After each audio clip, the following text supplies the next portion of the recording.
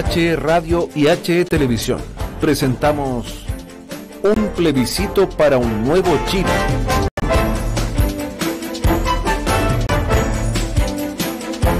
Ya estamos a esta hora, 18:05 minutos, muy ingleses los invitados de hoy día, muy al justo con los horarios. Estamos en un plebiscito para un nuevo Chile por todas nuestras plataformas, por www.hradio.cl, por supuesto 88.3 en toda la provincia de Petorca y HE Televisión, por Twitter, en fin, por altas plataformas para llegar a ustedes con este debate, con una altura de miras para prepararnos para lo que se viene. Un día tremendamente histórico este 25 de octubre. Hoy día contamos con la presencia del diputado Marcelo Schilling. Diputado, gusto de tenerlo nuevamente acá en la radio en un programa especial para conversar de lo que va a pasar este 25 de octubre. Bienvenido al programa. Gracias, don Hernán. Buenas tardes. Buenas tardes a don Cristian Macaya, que nos acompaña también, y por cierto, buenas tardes a toda su distinguida la audiencia. Gracias. Cristian, ya es de la casa, Cristian Macaya. Todos los sábados estamos conversando de hartos temas aquí en la radio, un gran aporte que nos hace Cristian en la discusión de tantas cosas y sobre todo en lo que se está tratando ahí en el Consejo Regional de Valparaíso. Cristian, bienvenido a este programa, Un Plebiscito para un Nuevo Chile.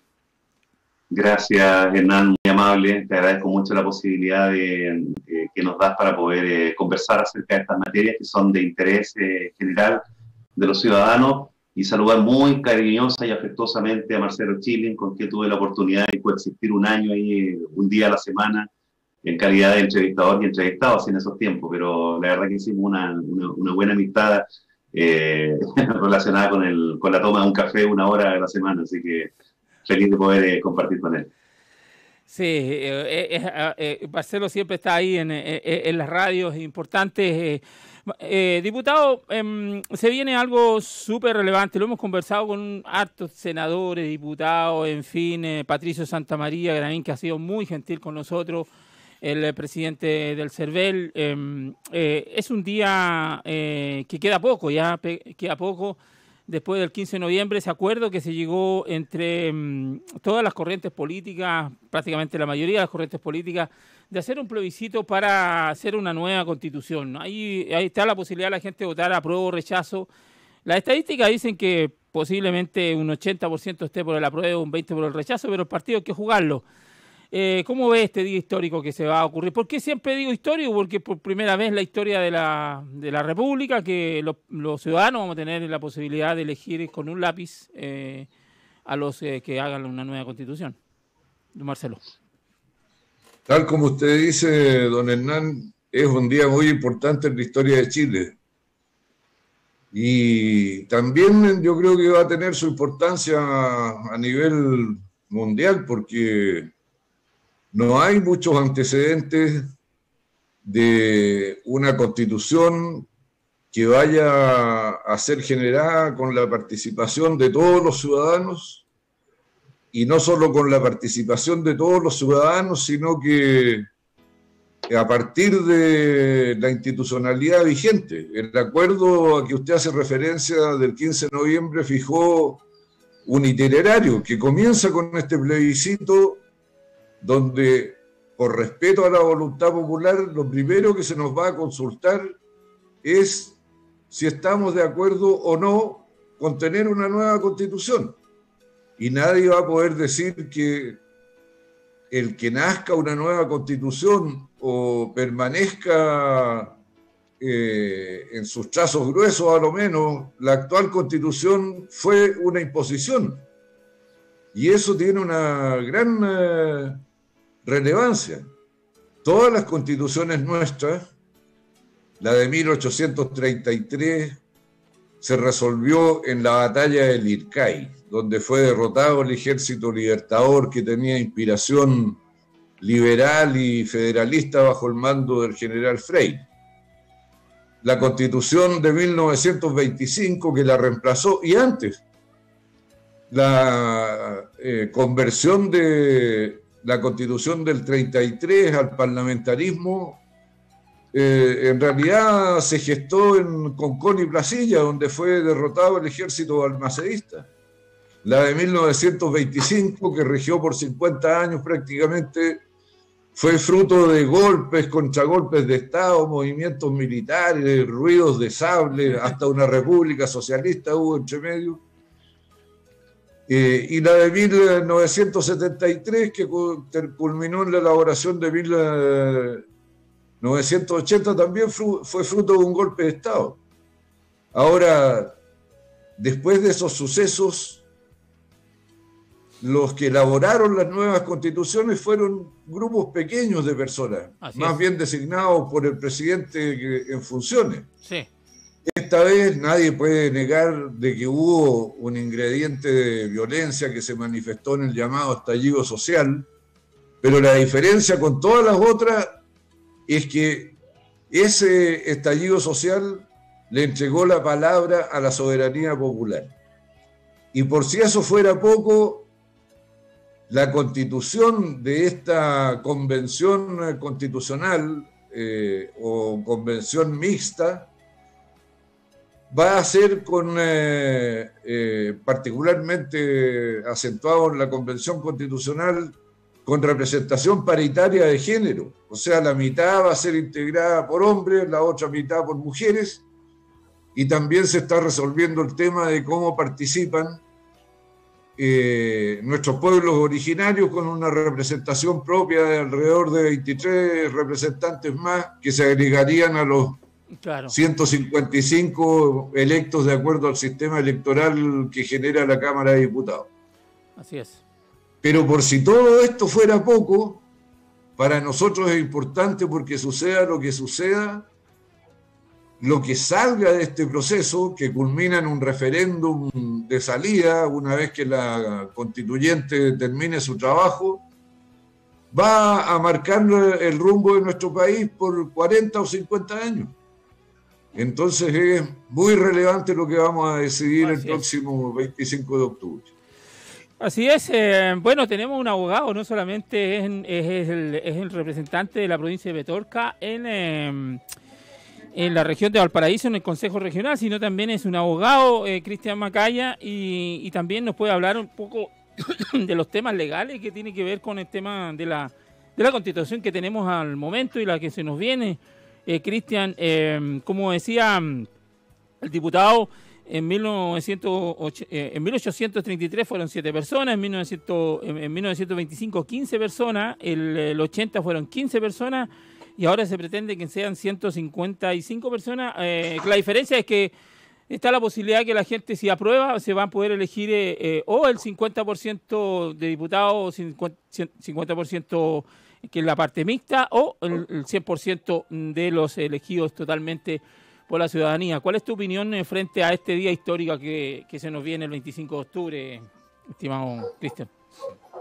Mi opinión es positiva. Yo la verdad es que veo con buenos ojos cualquier ejercicio democrático que consista en consultarle a la ciudadanía los destinos de su país. A mí me parece que una elección donde lo que estemos decidiendo es la forma de país que queremos construir en lo sucesivo, incluso es mucho más profunda y mucho más seria que la misma elección de autoridades que nos representan en las distintas instancias institucionales de las cuales se conforma el país.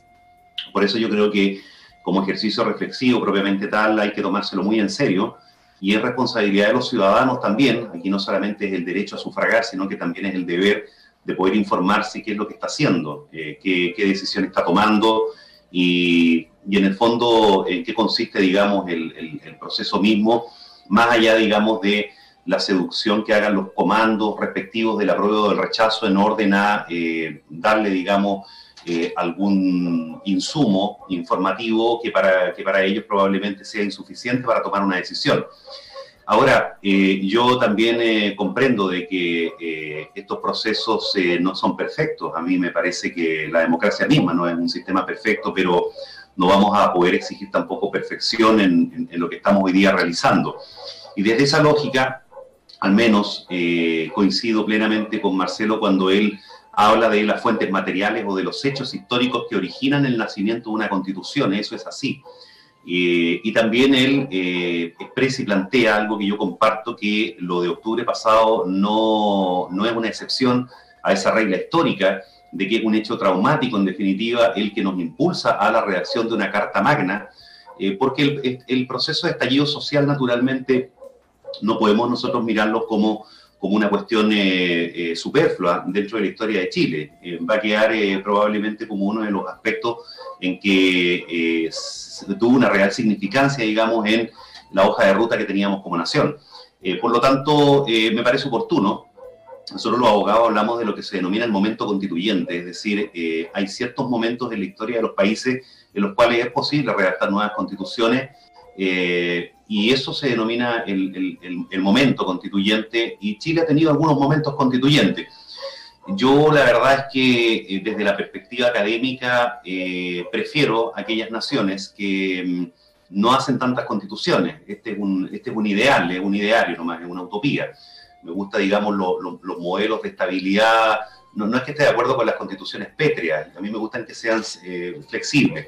Sin embargo, el hecho de dotarse de constituciones distintas o diferentes en el tiempo, en realidad es un mal síntoma. Significa de que efectivamente lo que teníamos no era bueno, o hay un descontento de la generación siguiente a lo que ha hecho su generación antecesora. Y eso naturalmente no es el ideal. El ideal es que los países puedan desarrollarse de manera sostenida en el tiempo, donde nosotros valoremos profundamente el legado de nuestros padres fundadores. A propósito de emulo un poco a los norteamericanos, que son muy de la idea de la valoración de los padres fundadores, y ojalá no tengamos que pasar por procesos que en realidad nos desconcentran un poco de los objetivos reales que tenemos como nación. Miremos este país como una organización vecinal, algo así. Lo ideal es que estemos trabajando para no sé, pues desarrollarnos o construir más que ponernos de acuerdo en cómo nos organizamos. Ahora, para finalizar mi intervención y naturalmente ir interactuando, yo tengo algunas dudas respecto al producto que se vaya a generar en un proceso donde participan 150 personas, parece que escuché. 155, perfecto. Y lo digo porque... Más 23. Lo digo porque las comisiones a las que alude Marcelo, 7 personas, 15 personas, 8 personas, no han demorado una cantidad menor de años. Por ejemplo, vamos a la comisión Ortúzar, que es la más reciente que tenemos.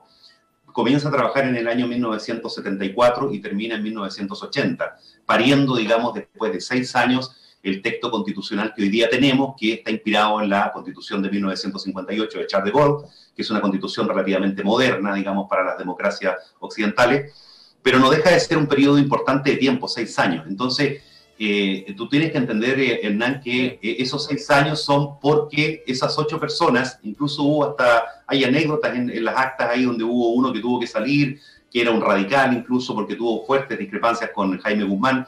Entonces, 8 personas colocarse de acuerdo en 6 años, la verdad que considero bastante ambicioso que este número importantísimo de ciudadanos, que más allá, digamos, de las condiciones que tengan, puedan lograrse poner de acuerdo en 2 años. Eso yo creo que es un proceso que al menos yo desde la perspectiva académica miro de forma muy expectante. Te corrijo, Cristian, son 9 meses, prorrogable a 3 meses más, o sea, 1 año. Perfecto, 1 año. Sí, son 9 meses primero, y si falta en esos 9 meses no se cumple este prorrogable hasta los 3 meses más, o sea, va 12 meses. Lo veo casi imposible, salvo que la tengan hecha, pero lo veo muy difícil.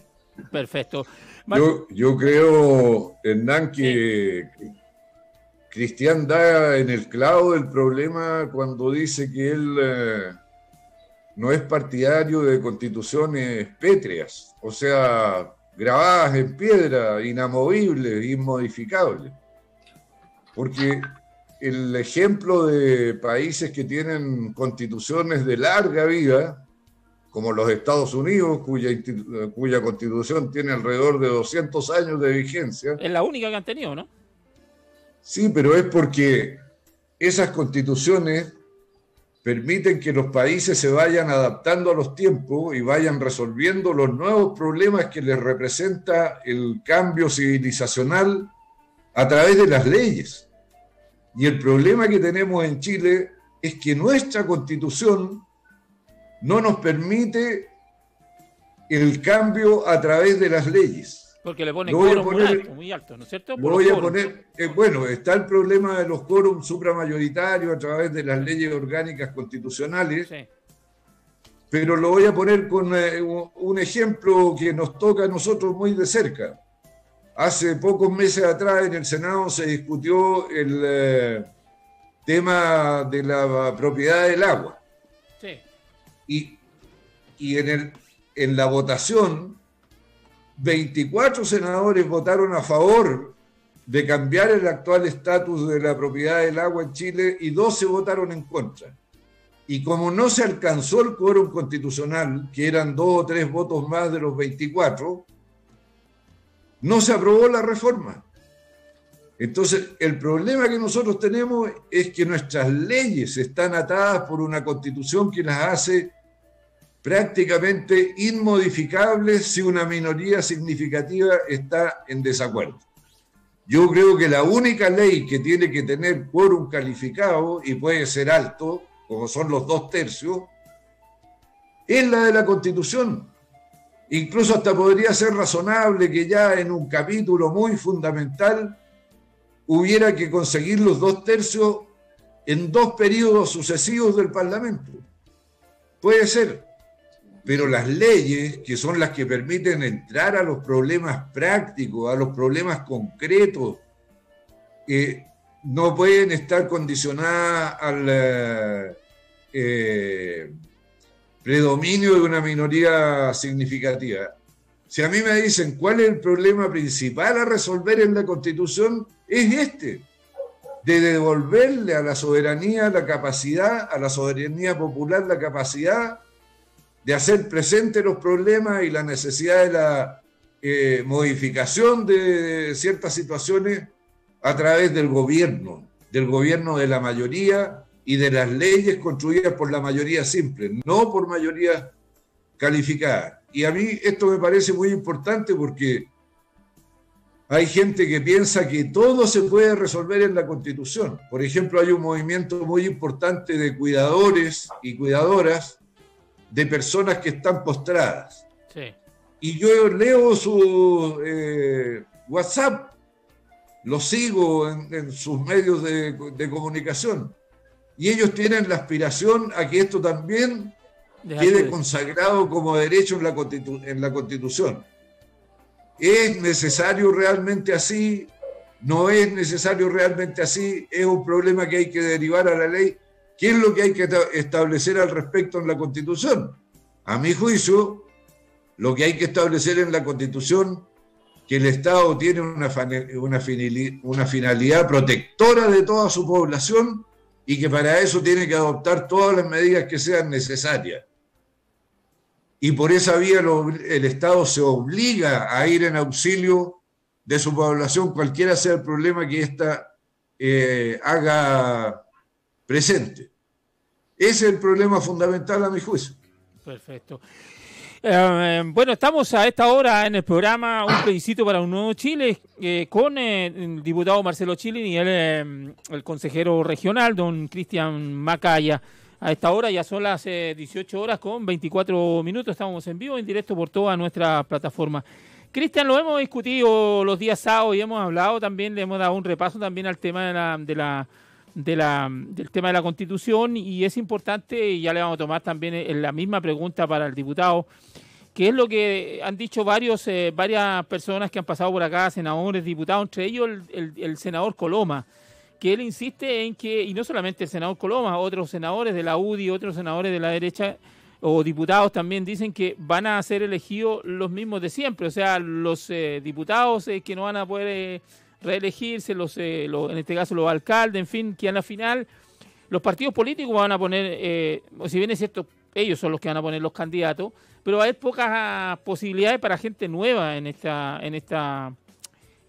nuevo parlamento, porque en el fondo va a ser un parlamento paralelo.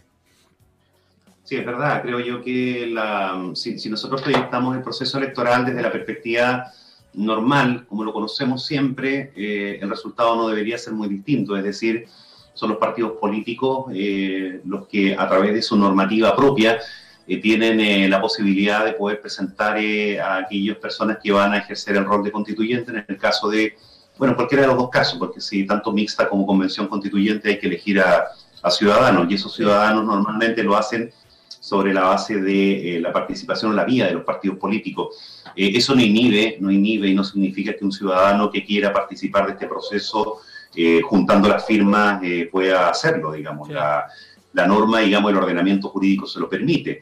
Otra historia es si bajo esa vía pueda a lo mejor tener más o menos expectativas que aquellos que van inscritos por los partidos políticos. Entonces, en ese sentido, la ciudadanía tiene que tenerlo claro, digamos, tiene que tenerla, y lo tiene claro en realidad, porque en el fondo así se definió en el Acuerdo por la Paz que se suscribió en noviembre del año 2019. Sí. Yo tengo la sensación de que efectivamente vamos a encontrarnos, digamos, con un poco de eso, un poco de políticos que pertenecían o que participaron en alguna elección y que probablemente salieron o no les fue bien, y va a haber algo de eso, pero también confío en la mixtura que se va a generar a través de las leyes de cuota, digamos, que se han establecido ahí, y a través de la participación de los pueblos originarios. Así que desde esa perspectiva no hay que, digamos, tampoco espantarse mucho por el proceso, porque en definitiva no es muy distinto a lo que hemos conocido siempre. Ahora, claro, se dan ciertas paradojas, porque cuando se produce el Acuerdo por la Paz o en los momentos previos al estallido social, cuando uno revisaba las encuestas, se daba cuenta de que la institución peor evaluada, probablemente en Chile, y con un porcentaje bastante triste, que no se empinaba por sobre el 2-3% de aprobación, eran los partidos políticos. De hecho, el presidente de la República, Carabineros, cualquier otra institución que tú quisiese observar, tenían una mayor valoración que los partidos políticos. Entonces, ¿cuál es la paradoja? Que en el Acuerdo por la Paz, quienes vienen con la solución son los partidos políticos. Y ahí es donde se produce naturalmente un proceso que es digno de observar posteriormente a nivel histórico. Pero la pregunta es, si no se hace bajo esta fórmula, la pregunta es cuál sería la fórmula propuesta para efectos de poder conformar una asamblea constituyente o una comisión mixta. Y la verdad que cuesta representárselo un poco, porque nosotros tenemos una vocación democrática de tipo representativa, y cualquier otro experimento, invento en este minuto, a mí me parecería que sería también un poco entorpecer un proceso que a todas luces va a prosperar precisamente por lo que yo planteaba anteriormente, que es el momento constituyente, para bien o para mal, insisto. O sea, aquí no se trata, digamos, de hacer un juicio de valor si realmente Chile está optando por el camino correcto. Es un buen camino, la soberanía reside en la nación, es una posibilidad, los pueblos tienen la facultad de autodeterminarse. Ahora, si yo en la privacidad de mi casa o en mi esfera individual tomaría una decisión así, probablemente lo haría de manera más reflexiva. Pero los países son conformados por millones de voluntades, y en ese sentido probablemente el único método de solucionar los conflictos sea a través de fijarse estas hojas de ruta. Es muy interesante el planteamiento que hace Marcelo respecto al contenido de la Constitución. Efectivamente, la Constitución no puede pretender normar cada uno de los aspectos de la vida. Nosotros tenemos una forma de pirámide en nuestro ordenamiento jurídico, y en la cúspide de ella está la Constitución, que solamente establece ideas generales, grandes directrices, es decir, hay una parte dogmática de ella, sin perjuicio que también hay una parte normativa, pero la parte normativa hace referencia más bien a aquellas instituciones importantes como la Presidencia de la República, la Cámara de Diputados, el Senado, el Banco Central, el Tribunal Constitucional, es decir, aquellos órganos que son más relevantes, digamos, para el desarrollo de un país. Eso es lo normativo, y lo dogmático naturalmente tiene que ver con esta forma de gobierno. Por ejemplo, Marcelo habla de la soberanía popular, el abate Sieyès habla de la soberanía nacional, y los países definen o deciden, si uno revisa las constituciones, a cuál de las dos adhieren, y hay una diferencia ahí que es bien jurídica y profunda, que probablemente va a ser una de las cuestiones que se va a discutir en esta constitución, la forma de gobierno. Este concepto medio tácito de la subsidiariedad, vamos a establecer de manera expresa la solidaridad, y son un montón de cosas que probablemente van a ser los puntos centrales donde se va a generar esta discusión. Pero insisto, es un ejercicio enriquecedor. Vale. Diputado, ¿concuerda usted con lo dicho por el senador Coloma, que estuvo ese día lunes acá con nosotros, con el presidente de la Democracia Cristiana, Fuad Said? Usted pertenece al Partido Socialista por años. Partido Socialista, por supuesto, me imagino, va a poner bastantes candidatos a esta constituyente.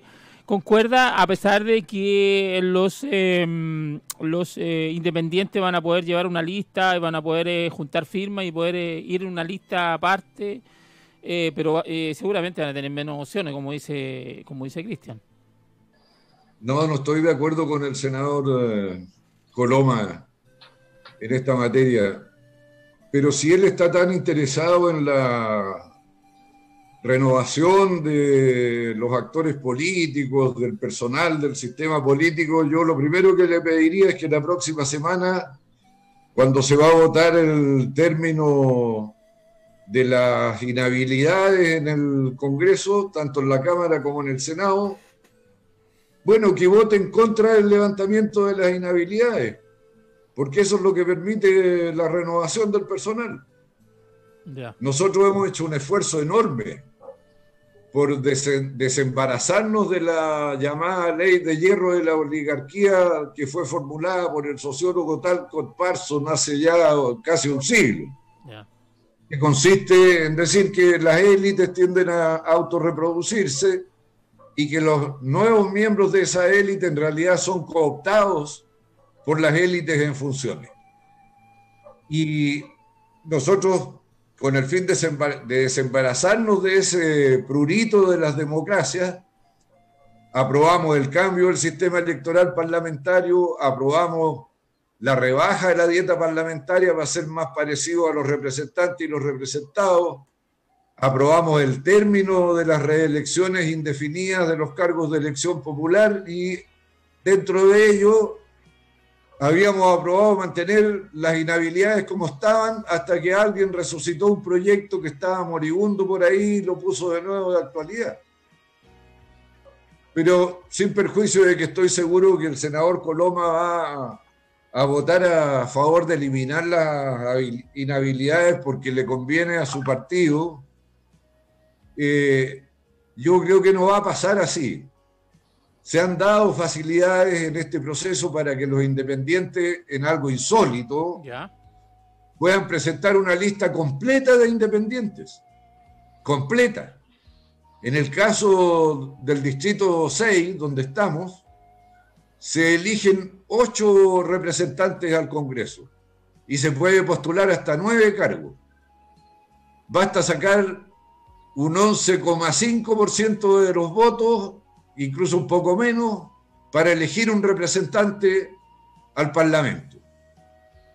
Como una lista de 9 personas que saquen 1,5 votos cada uno no va a alcanzar a integrar un independiente a la Convención Constitucional. Debería, pero no siendo eso suficiente para los independientes, ahora se está pensando en una nueva ley que reduzca el número de firmas necesarias para presentar candidaturas por cada uno de los miembros de la lista, del 4% al 2% de los miembros del cuerpo electoral, y también se está pensando en la posibilidad de darle la facultad legal a la lista de independientes de pactar con una lista de partidos políticos, con la que tenga más afinidad. Y finalmente, también rema contra el pronóstico del senador Coloma, que muchos partidos están promoviendo figuras independientes para llevarlos en sus listas, para dar respuesta a esta aspiración nacional de amplios sectores del país, de que no estén los mismos de siempre, que no solo estén los partidos políticos, sino que también gente proveniente de la sociedad civil. Bueno, si me permite, Hernán, antes de que plantees una pregunta, yo estoy absolutamente a favor de terminar con todo tipo de inhabilidad de cualquier persona para poder optar un cargo de elección popular. A mí y aquí se da una paradoja que es muy interesante, ¿eh? Fíjate tú que ninguna constitución en Chile establecía ningún tipo de inhabilidad hasta que la constitución de la dictadura de 1980 estableció un catálogo de inhabilidades. Entonces la pregunta para quienes quieren aprobar y cambiar la constitución es, aquí tienen un buen ejemplo de una norma que está hecha en la dictadura, que probablemente sea interesante plantear de manera consecuente que si no me gusta esta constitución, entonces también estoy dispuesto a aprobar aquellas cosas que vayan en el sentido de alterarla. Generar, digamos, inhabilidades a determinadas autoridades significa que el ciudadano que mañana opta un cargo de elección popular es un ciudadano que se convierte en una autoridad, también tiene el libre derecho de elegir y ser elegido. Y creo yo que la democracia se perfecciona cuando nosotros tenemos la mayor libertad posible de poder participar en cualquier proceso eleccionario, bastando solamente la inscripción. Puede que sí yo comparta el hecho de que las autoridades de gobierno, aquellas que hoy día están en el ejercicio de un cargo, por ejemplo, un ministro de Obras Públicas, salte de la cartera directamente a la campaña, a mí me parece que es una ventaja que se le está otorgando en desmedro, digamos, de sus competidores. Pero cuando se trata de autoridades en ejercicio que probablemente no tengan que manejar recursos, ni estar inaugurando puentes, ni nada por el estilo, no le veo, digamos, lo dañino o pernicioso para sus eventuales competidores. En ese sentido, yo estoy absolutamente de acuerdo en que se terminen estas inhabilidades y espero que en ese caso opere, digamos, por una parte la consecuencia respecto a si me gusta o no lo que establece la Constitución del 80, por un lado. Segundo, que prospere la recta razón, porque en definitiva si uno observa el resto de los países, la verdad que tienen fórmulas distintas, pero la mayoría de ellas no tienen una inhabilidad tan leonina como la que establece Chile hoy día, por ejemplo, obligando a la autoridad a retirarse un año antes de su cargo para efectos de optar a otro. Y tercero, también hay que pedirle a los distinguidos parlamentarios de que, si bien es cierto, son incumbentes muchas veces en aquellas normas que les toca definir, hay que hacerlo, digamos, pensando en que exista, digamos, una armonía, consecuencia y coherencia con aquello que pregona el ordenamiento jurídico en general. Perfecto. Diputado, bueno, sí. lamento estar en desacuerdo. En desacuerdo con Cristian, pero aquí lo que ocurre con los cargos ejecutivos, en los cuales hay que integrar a los alcaldes, es que por el imperio de la lógica presidencialista en la construcción de todas las instituciones, tienen todo el poder sobre el manejo de recursos públicos. Entonces no es una cuestión inocua. Esa es la razón por la cual los ministros, gobernadores, seremis están inhabilitados. Ese es el fundamento de la inhabilidad. Y esto también vale para los alcaldes. Puede que no valga para los consejeros regionales. Entonces, querido diputado, perdone que le interrumpa, pida de que la norma se vote de forma separada y dígale sí a los consejeros regionales y no a estas autoridades que usted está señalando, respecto a lo cual yo estoy muy de acuerdo con usted. Es que ya estamos encajonados, Cristian. No lo puedo hacer porque ya la comisión mixta resolvió. Todo se puede hacer. Basta con que el gobierno venga y ingrese, digamos, por separado los oficios. Pero eso depende del gobierno, eso depende del gobierno. Pero, ahora, ¿cómo lo ve? ¿Prospera eso, diputado? ¿Va a prosperar? ¿Cómo lo ve usted, a pesar de no estar de acuerdo con levantar las inhabilidades? ¿Cree usted que pueda prosperar? No lo sé, don Hernán, pero quería retomar algo que dijo Cristian, que votar a favor de mantener las inhabilidades es rescatar algo que está en la Constitución del 80. No es lo único, Cristian, que hay que rescatar. Por ejemplo, en el artículo 19 de la Constitución se establecen los derechos, las libertades, garantías individuales. En el artículo 20 se establece el recurso de protección para cuando un ciudadano siente que los derechos enunciados en el artículo 19 no se están cumpliendo, pero al mismo tiempo hace excepciones. Por ejemplo, el derecho de propiedad está protegido por el artículo 20, el recurso de protección. Pero el derecho a vivir en un medio ambiente sano, libre de contaminación, está excluido de la posibilidad de recurrir al recurso de protección, valga la redundancia. Perdón, sí se puede, pero la exigencia es mayor. Yo estoy por mantener eso, pero naturalmente que ampliando la protección a otros derechos esenciales, como el derecho a la educación, el derecho a la salud, que también están excluidos de ser exigibles en su cumplimiento ante los tribunales. No creo que sea todo malo en la Constitución del 80.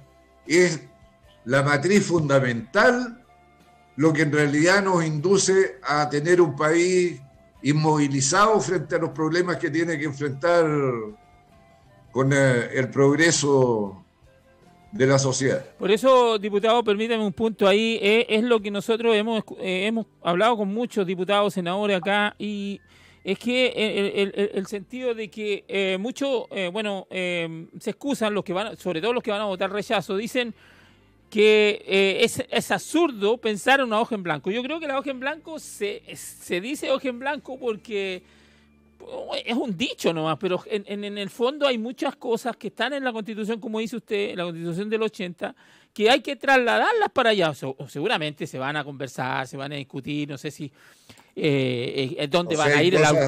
Pero no es una hoja en blanco, nunca va a ser una hoja en blanco, diputado. O sea, hay cosas que ya están escritas por la civilización y que no van a volver atrás. Obvio.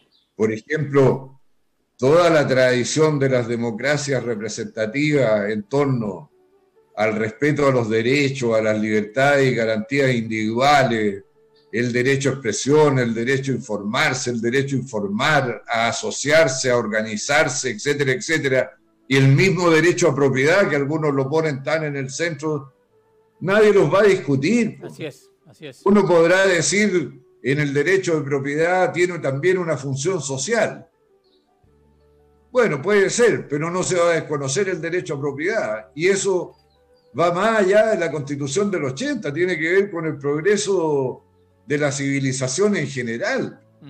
¿Cómo va a negar esas cosas? O la división de poderes, si nos pasamos a la parte orgánica de la Constitución. ¿Quién va a negar la necesidad de tener un poder ejecutivo, un legislativo, un judicial separado? Claro. Yo tampoco discuto la necesidad de un tribunal constitucional. O la autonomía del Banco Central, por ejemplo. O la autonomía del Banco Central, que ha dado buenos resultados. También puede ser. Entonces, yo lo que discuto es entonces hay que dejarlo igual, pues si está todo igual, está todo bueno. ¿Cómo se permite? Cristian.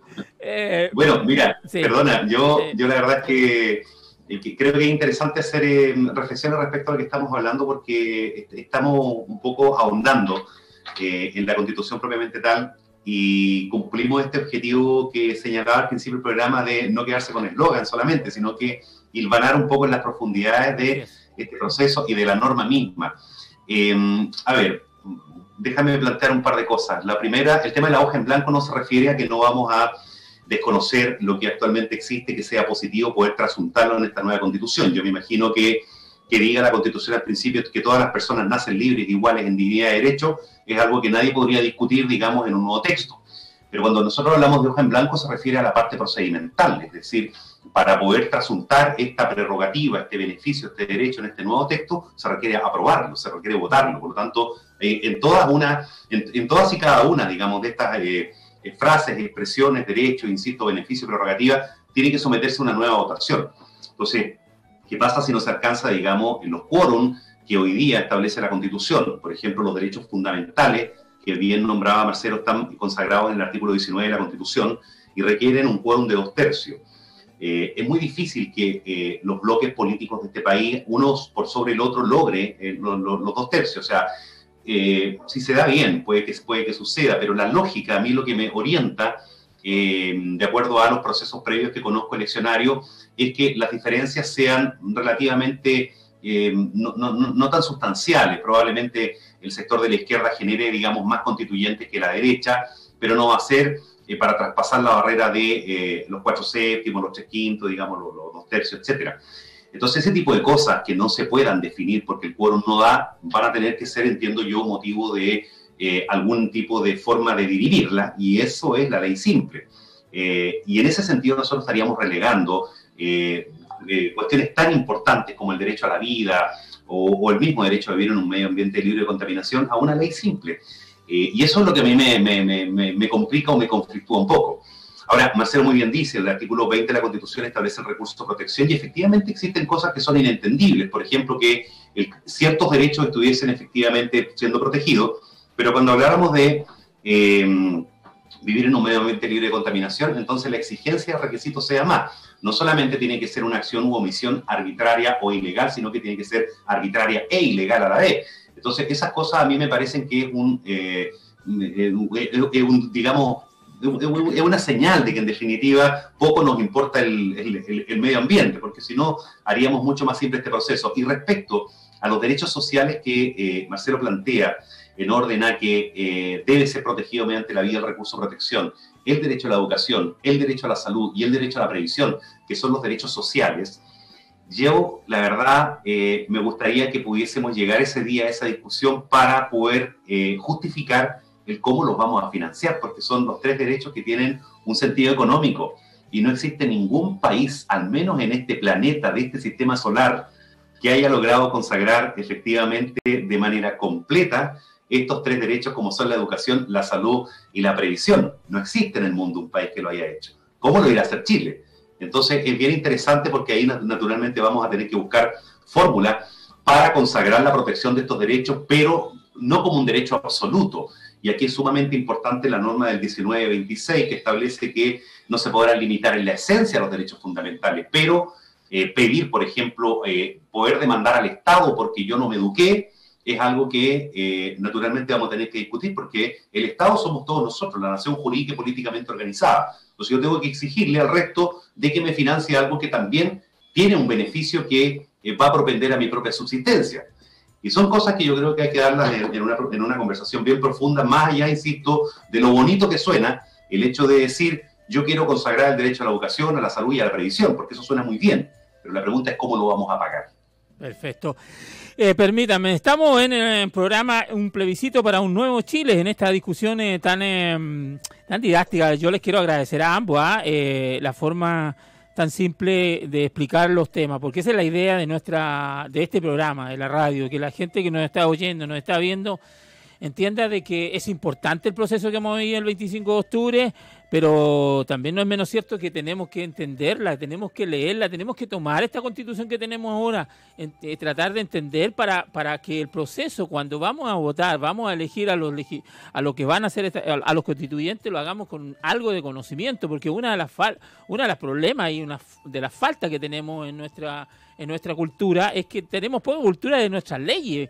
De hecho, la Constitución es muy poca la gente que la ha leído. De hecho, por ejemplo, no se entrega en la educación. Por ejemplo, a mí me encantaría, diputado, que en algún momento la Constitución, las leyes importantes de la nación fueran entregadas a los jóvenes de primero a cuarto medio, que entiendan y aprendan a ser ciudadanos, a ver cuáles son sus derechos y sus deberes como ciudadanos.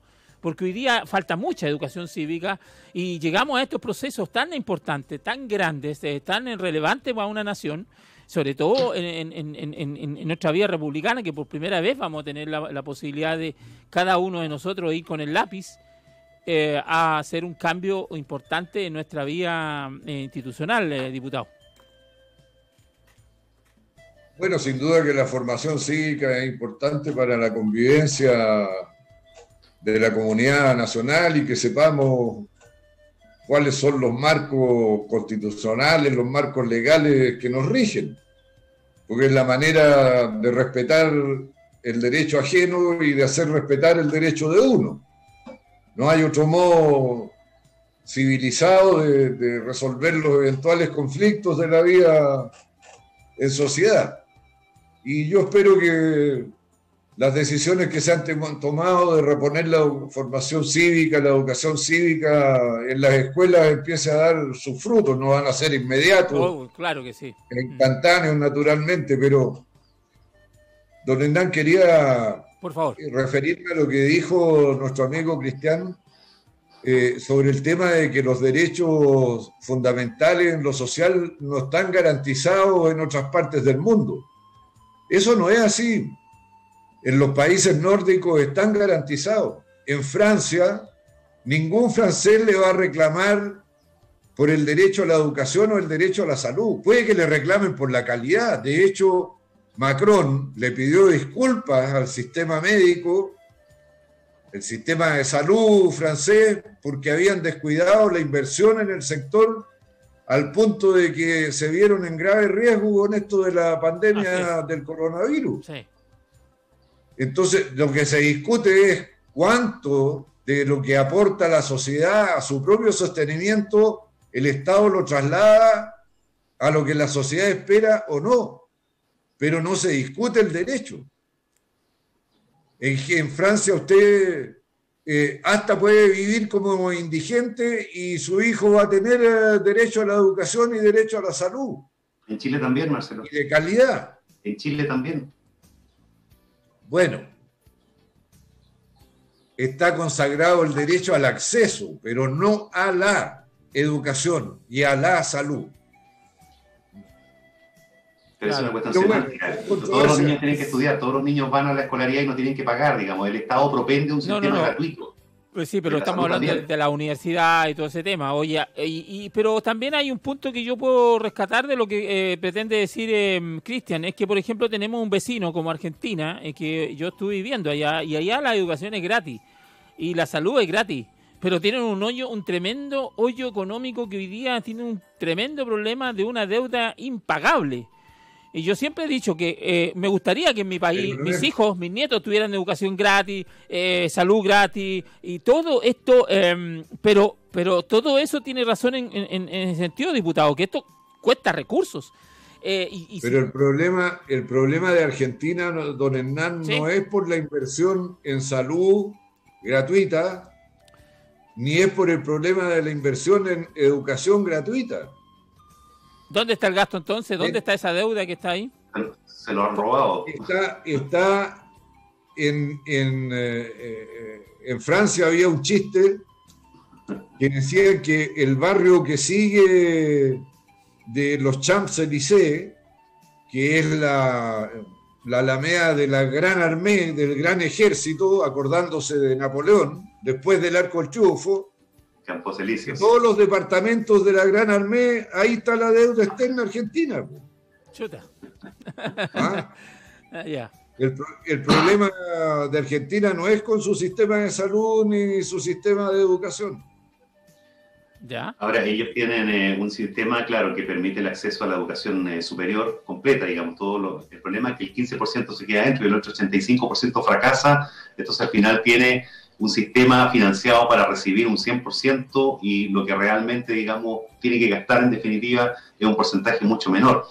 Entonces, pero yo creo que aquí no hay que ser tampoco fundamentalista ni dogmático en esto. O sea, ojalá un país pudiese efectivamente otorgar mayor cobertura en salud, mayor cobertura en educación, en previsión, y no solo eso, sino que además calidad. Hacia allá tenemos que avanzar, pero para poder avanzar en eso, naturalmente nosotros tenemos que no solamente fijarnos en cómo consagramos estos derechos, sino que también cómo nos convertimos en un país que sea ojalá mucho más competitivo a nivel internacional. Porque hay una cuestión que es bien simple de entender, Hernán, ¿sí? Y es que no se puede multiplicar la riqueza dividiéndola. Nosotros tenemos que ir de la mano con los dos aspectos, es decir, que este país tiene que ser lo suficientemente productivo y le vamos a asegurar mejor calidad de vida a nuestros habitantes. Pero naturalmente que la norma tiene que irse adecuando a la realidad social. Nosotros somos un país tercermundista, vivimos en Latinoamérica. Si nosotros observamos el barrio, nos damos cuenta realmente de situaciones bien complejas que a veces nos da mucho orgullo ser chileno. Nosotros no lo valoramos desde acá adentro y vivimos en una permanente y constante dinámica, sí. Un tanto autodestructiva, muchas veces autoflagelante. Pero en realidad, si uno observa los índices económicos de los últimos 40 años, la pobreza ha disminuido de un 40% a un 8% y la desigualdad también ha disminuido, y esa es una cuestión indiscutible. No digo que nosotros hayamos llegado al final del camino y estamos a puertas del paraíso en la tierra. Un país desigual todavía muchísimo. Exactamente, muy desigual aún, por lo tanto tenemos que seguir trabajando en aquello, pero tampoco olvidemos lo que hemos construido. Perfecto. Creo. Se nos fue el tiempo, ¿ah? ¿Cómo se pasó la hora volando? Son 18:54 minutos en este programa. Quiero agradecerle lo último, diputado Chilin, si quiere aportar en lo último, ya 2 o 3 minutitos. Gracias, don Hernán. Primero, gracias por su invitación y darme la sorpresa de encontrarme con don Cristian, que hacía tanto tiempo que no nos veíamos. Ya. Siempre es agradable conversar, reflexionar y discutir con él.